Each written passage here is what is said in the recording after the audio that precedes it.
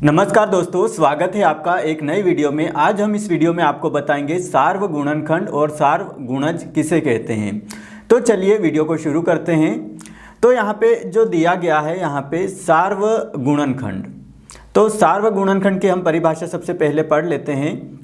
संख्याओं के दो या दो से अधिक समान दिखने वाली गुणनखंड संख्याओं को उभयनिष्ठ गुणनखंड या सार्वगुणनखंड कहा जाता है। यानी कि जो सार्वगुणनखंड है इसको इंग्लिश में क्या कहा जाता है? इसको इंग्लिश में कॉमन फैक्टर भी कहा जाता है, कॉमन फैक्टर्स भी कहा जाता है। तो हम यहाँ पे जो उदाहरण के अनुसार हम यहाँ पे कोई सी भी संख्या लेते हैं, दो या दो से अधिक कोई सी भी संख्या हम ले सकते हैं जिसमें हम उनके गुणनखंड निकालेंगे और उनके जो उभयनिष्ठ गुणनखंड देखेंगे उनमें समान कौन कौन सी संख्याएं दिख रही है उन गुणनखंडों में। तो यहाँ पे हम लिख लेते हैं एक संख्या 4 लिख लेते हैं कोई सी भी, और एक संख्या ले लेते हैं, मान लो हम यहाँ पे 20 ले लेते हैं। तो हम इन दोनों संख्याओं के गुणनखंड निकालेंगे और गुणनखंड निकालने के बाद हम यहाँ पे जो उनमें जो गुणनखंड है उनमें कौन कौन सी जो संख्याएं एक जैसी दिख रही है, जो गुणनखंड कौन कौन से एक जैसे दिख रहे हैं वो संख्या हम लिखेंगे। तो यहाँ पे जो 4 है, सबसे पहले तो हम 4 के जो गुणनखंड है वो निकाल लेते हैं। तो 4 एक संख्या है, इसके गुणनखंड क्या क्या निकलेंगे? पहला तो हम यहाँ पे 4 लिख लेते हैं और ये तीर का चिन्ह बना लेते हैं। तो ये 4 है, 4 में हम 1 का भाग देंगे तो यहाँ पे जो 4 बार जाएगा और यहाँ पे भी जो आएगा 4 आ जाएगा। तो पहला जो गुणनखंड निकल के आया वो पहला गुणनखंड 1 निकलेगा। इसके बाद हम 4 का जो 4 में और किस संख्या का भाग जाएगा? 4 हम जो गुणनखंड और गुणज हम दोनों हम पढ़ के आए हैं जो पिछले वीडियो में। अगर वो वीडियो आपने नहीं देखा है तो वो वीडियो जाके ज़रूर देखें। वीडियो की लिंक मैं आपको डिस्क्रिप्शन बॉक्स में दे दूंगा। गुणनखंड और गुणज किसे कहते हैं वो वीडियो ज़रूर देखें ताकि आपको अच्छे से समझ में आ जाए गुणनखंड और गुणज निकालना, और उससे गुणनखंड किसे कहते हैं वो भी आप वहाँ पे सीख सकते हैं। तो गुणनखंड जो निकालना वो सबसे वो उस संख्या का क्या होता है, छोटी और बराबर संख्या होती है गुणनखंड। तो यहाँ पे 4 में हम फिर 2 का हम गुणा करेंगे तो 2 दूनी 4, यानी कि 2 एक गुणनखंड हमारे पास और निकल के आ गया। फिर 3 का हम जो यहाँ पे 4 में भाग देंगे तो 3 का नहीं जाएगा और फिर एक संख्या 4 बची है तो 4 का स्वयं में 4 एकम 4 भाग चला गया। तो ये गुणनखंड हमने लिख लिया। इसी प्रकार हम जो यहाँ पे 20 के हम गुणनखंड क्या क्या निकलेंगे वो देख लेते हैं। तो एक तो 1 निकलेगा, 20 बार गया भाग, तो एक लिख लेते हैं यहाँ पे 20 और यहाँ पे 1 जाएगा। फिर 2 का भाग कितनी बार में जाएगा? 10 बार में जाएगा 20 में, तो ये चला गया। फिर 2 भी निकल गया और 3 का नहीं जाएगा, 4 का जाएगा भाग। तो हम यहाँ पे लिख लेते हैं 4 का भाग दे देते हैं 20 में, तो 4 पंजे 20 हो जाएगा। इसी प्रकार ये 4 लिख लिया हमने, यहाँ पे ये 4 लिख लेते हैं और 4 के बाद 5 का भी भाग जाएगा। ये हमने ऊपर जितने भी दिए ये 4 के भाग दिए हैं। अब 5 का भाग हम देंगे यहाँ पे 20 में, तो 5 चौके 20 हो जाएगा। तो ये हमने लिख लिया, 5 का भी भाग चला गया इसलिए 5 भी एक गुणनखंड हो जाएगा। 6 का भाग 20 में नहीं जाएगा, 7 का भी नहीं जाएगा, 8 का भी नहीं जा रहा है भाग 20 में, और जो 9 का भी नहीं जा रहा है, और 10 का भाग जाएगा 20 में। 10 का भाग जाएगा 20 में कितनी बार? 2 बार में, तो 10 दूनी 20 हो जाएगा। इसके बाद यहाँ पे हम लिख लेते हैं 10, और फिर और कोई भी संख्या का भाग नहीं जाएगा, सिर्फ 20 का भाग 20 में ही जाएगा, तो 20 एकम 20। तो ये हमने लिख लिया। तो आखिरी में जो हमारा गुणनखंड आया वो 20 आया। तो हमारे 4 के गुणनखंड कौन कौन से आए? हमारे 4 के गुणनखंड यहाँ पे आए, हम देख लेते हैं 4 के गुणनखंड। 4 के गुणनखंड हमारे पास आए हैं, एक 1 आया है, एक 2 आया है और एक 4 आया है। इसी प्रकार जो यहाँ पे 20 के गुणनखंड कौन कौन से आए हैं? 1 आया है, 2 आया है, 4 आया है, 5 आया है, 10 आया है और 20 आया है। तो 20 के गुणनखंड ये निकल के आए। अब यहाँ पे देखो, यहाँ पे 4 और 20 में कॉमन कौन सी संख्याएं दिख रही है? एक तो 1 और 1 कॉमन दिख रहा है ये, इसके बाद 2 कॉमन दिख रहा है यहाँ पे, और इसके बाद 4। तो जो हमारे पास जो कॉमन फैक्टर यानी कि सार्वगुणनखंड क्या निकल के आ जाएंगे, हमारे पास जो सार्वगुणनखंड है वो निकल के आ जाएंगे। यहाँ पे हम लिख लेते हैं सार्वगुणनखंड। तो सार्वगुणनखंड हमारे पास निकल के आ जाएंगे, क्या निकल के आ जाएंगे, एक तो 1 निकल के आ जाएगा, 1 2 और ये 4। तो ये हमारा उत्तर आ गया है। तो आपको क्या करना है, जो भी कॉमन संख्याएं रहती है, जो भी गुणनखंड कोई सी भी अगर 3 भी संख्याएं आ जाए तो भी आप इसमें निकाल सकते हैं जो सार्वगुणनखंड। यहाँ पे मान लेते हैं हम 6 ले लेते हैं, मान लेते हैं 6 में 2 आ रहा है, चलो 8 8 2 दूनी 4। तो हम यहाँ पे 6 ले लेते हैं।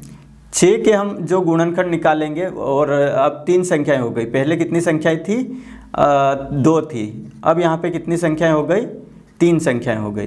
तो इस प्रकार अब 3 संख्याओं के हम जो सार्वगुणनखंड निकालेंगे तो 6 के गुणनखंड क्या क्या आ जाएंगे, एक तो 1 आ जाएगा, और 1 आ जाएगा, 2 का भी भाग जाता है, 3 का भी भाग जाता है, और एक 6 का भी भाग जाएगा। तो इस प्रकार जो यहाँ पे अब 6 4 और 20 के गुणनखंड हम देखते हैं, तो इसमें कॉमन क्या आ रहा है वो हम देखते हैं। तो यहाँ पे जो कॉमन आ रहा है, यहाँ पे क्या कॉमन आ रहा है, इसके सार्वगुणनखंड हो जाएंगे 6 4 और 20 के सार्वगुणनखंड क्या हो जाएंगे, इसके सार्वगुणनखंड। तो इसके सार्वगुणनखंड हो जाएंगे, 1 कॉमन आ रहा है सभी में, जो 3 संख्याएं हैं उन सभी में गुणनखंड में 1 कॉमन आ रहा है। इसके बाद 2 भी कॉमन आ रहा है, तो 2 कॉमन हमने लिख लिया। इसके बाद 3 कॉमन नहीं आ रहा है तो नहीं लिखेंगे। इसके बाद 6 कॉमन आ रहा है, क्या नहीं आ रहा है। तो इस 6 4 और 20 के सार्वगुणनखंड सिर्फ 2 ही होंगे, 1 और 2। तो इस प्रकार आप 2 से 3 कितनी भी संख्याओं के सार्वगुणनखंड निकाल सकते हैं। अब हम जो बात करते हैं यहाँ पे, जो सार्वगुणज किसे कहते हैं, सार्वगुणज की हम बात करेंगे अब। तो जो सार्वगुणज की हम परिभाषा पढ़ लेते हैं यहाँ पे, संख्याओं के 2 या 2 से अधिक समान दिखने वाली गुणज संख्याओं को उभयनिष्ठ गुणज या सार्वगुणज यानी कि कॉमन मल्टीपल्स कहा जाता है। तो कॉमन मल्टीपल्स इसी प्रकार से हम यहाँ पे गुणज क्या होता है, उसी संख्या का क्या होता है, गुणा होता है, यानी कि आगे संख्याएं बढ़ती जाएगी। तो हम यहाँ पे 2 लिख लेते हैं, 1 मान लेते हैं 2, और एक संख्या मान लेते हैं यहाँ पे कोई सी भी मान लेते हैं 5 मान लेते हैं। तो इनमें उभयनिष्ठ जो गुणज आएगा वो हमारा कॉमन मल्टीपल कहलाएगा। तो हम यहाँ पे 2 के गुणज लिख लेते हैं।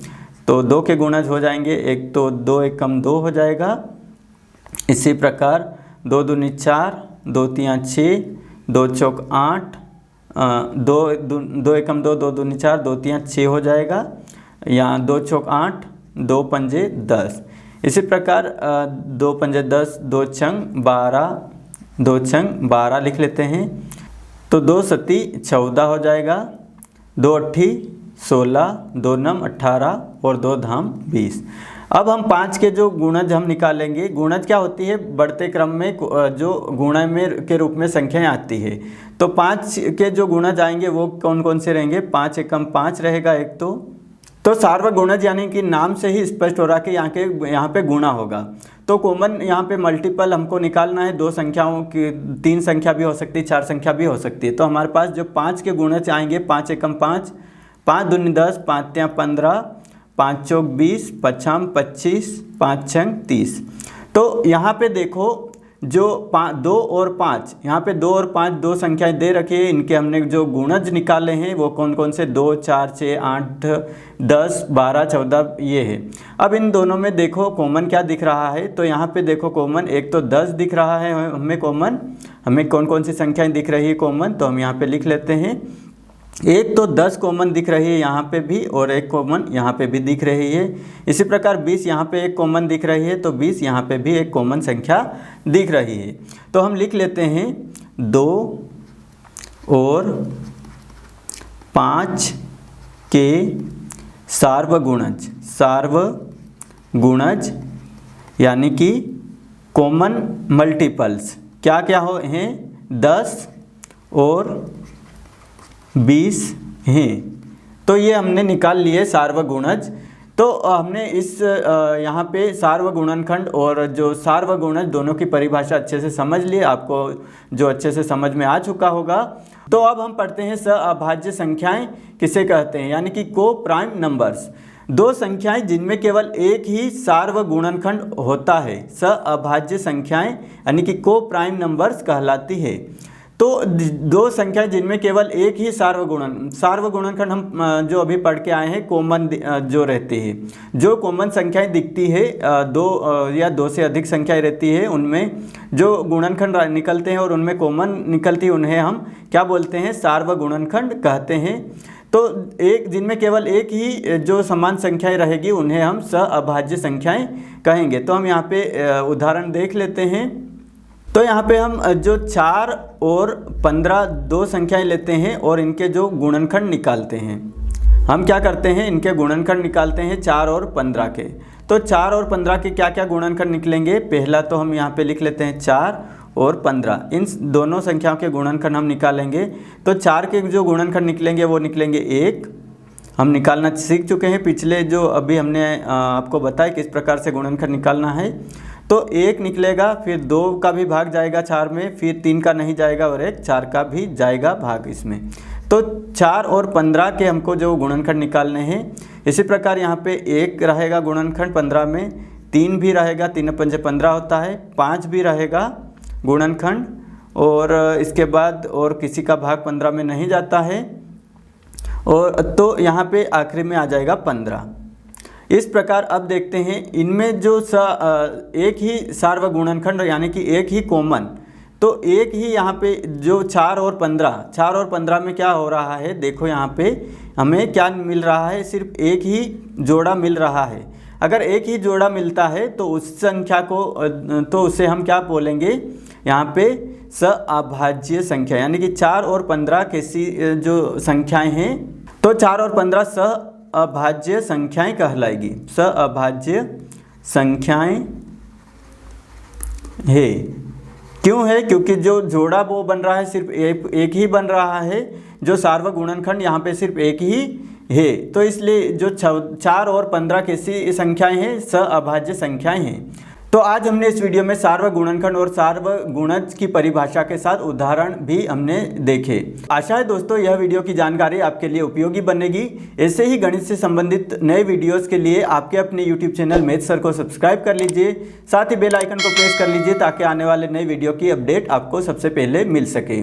साथ ही इस वीडियो को लाइक एवं शेयर ज़रूर करें। मिलते हैं अगले वीडियो में एक नई गणित की जानकारी के साथ, तब तक के लिए धन्यवाद।